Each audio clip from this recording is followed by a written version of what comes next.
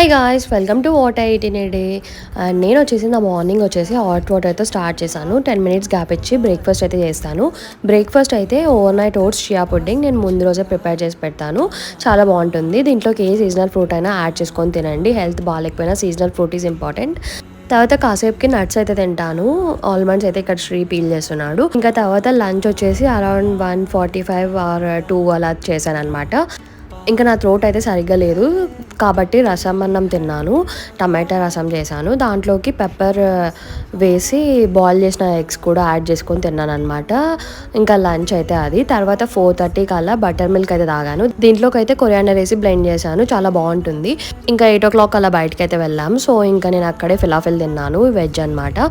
ఇంకా ఇంటికి వచ్చేసిన తర్వాత నైట్ వచ్చేసి నేను శొంఠి పాలు తాగాను. అదే డ్రై జింజర్తో చేస్తాం కదా, థ్రోట్కి చాలా మంచిది గైస్, ట్రై చేయండి. Thanks for watching. సబ్స్క్రైబ్.